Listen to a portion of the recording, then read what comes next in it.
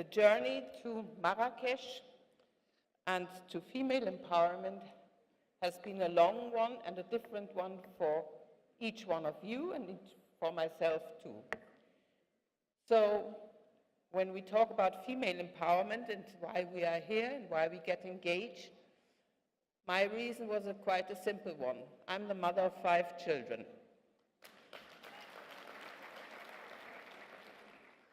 So of course I come from Germany, from Bavaria, from a very traditional family, and it was pretty normal in our families that, you know, the girls would get married, they would have children, they would run the house. It was maybe not so normal for them to go out and speak in public and become engaged in politics.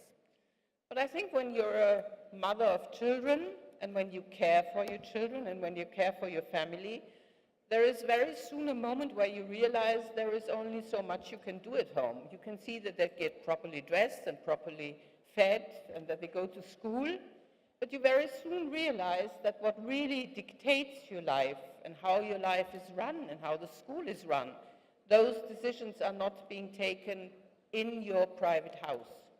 So if you want to change things for your children, for your future, you yourself have to be empowered. You have to go out and start to change the things in the way which you think are right for your family and for the people you care for.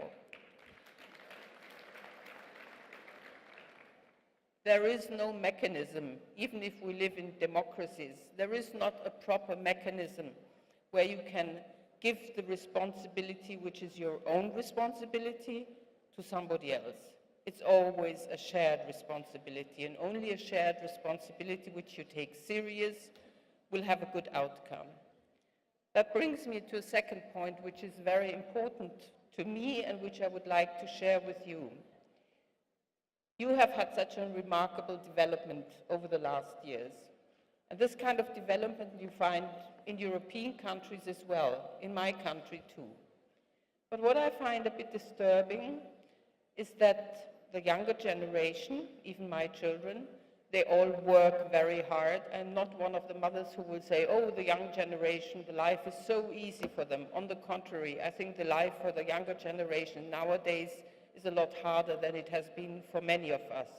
They live in a very confused world and have to take decisions where nobody prepared them for. But what is very important is that democracy, human rights, is not something which is, has fallen from the skies. Generations have fought for it. We still fight for it. But it has become so natural in its little bits and pieces in everyday life. So I come across a lot of young people and younger people who think, why should I go and vote if there is an election? Does it change anything? In Europe, we have many big elections where we have more people who do not go to vote than the people who actually vote.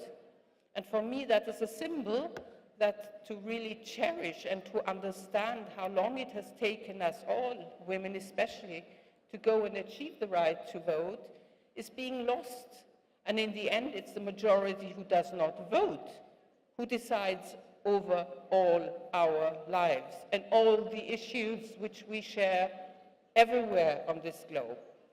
So it is very important in educating our children to make absolutely sure that our children and our young people do understand that the right to vote was achieved, but it can be taken away. And there is enough countries on the African continent, even on the European continent, where the right to vote is diminishing.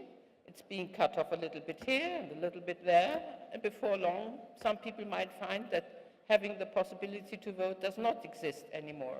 And how many women across this globe fight with their lives for the right to vote and have a say on their own destiny. So this is a process where you have to learn. A second process where you have to learn, and which is, I think, very important for empowerment, when you go out and you are getting engaged in a political life, my experience with women is that they very often go for certain areas where the women feel that they are very competent in.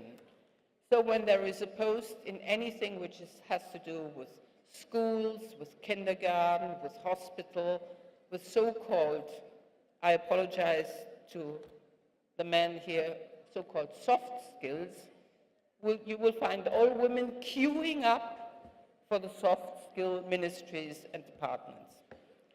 I always tell my colleagues and say, the big problem is, if it's the Ministry of Economics, where the funds are being made, which the ministry which looks after the hospitals wants to spend, then it's not very difficult to find out where the power lies. So I think we women often make the mistake that we all queue for the same positions instead of daring to go out and to queue for different positions, to really learn. I think we all have the ability to learn. So to go out, for example, now I'm doing a lot, I'm vice chairman in my party, of the Foreign Policy Council. When I started a few years ago, I was the single woman there, because for most of the men it was natural foreign policy, defense policy, so what's got that to do with women? And women didn't dare. But we can do it, we can learn it. And I think the other way around, and that brings me back to education and to the future of our families and our systems, is I think in a world where we will have to deal with aging populations, especially in Europe, we have to focus on the education of our boys as well. We spend a lot of time talking on education for girls, and I fear we're a bit forgetting about the education of boys.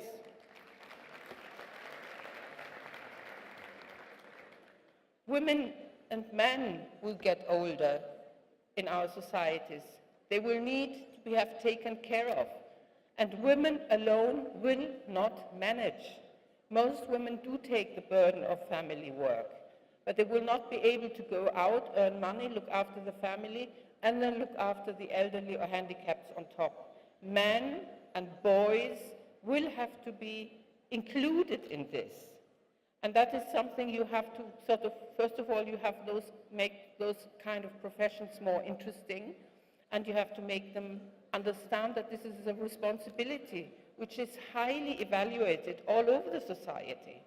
So it's the women who educate the boys.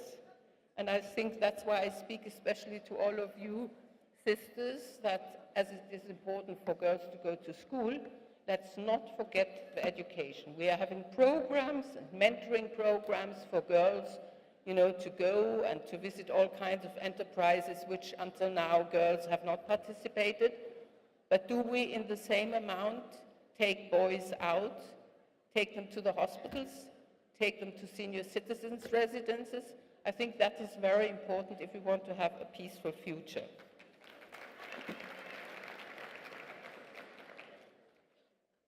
And before I close and say my thanks, there is one last call I want to take to all of you. We always say the children are our future.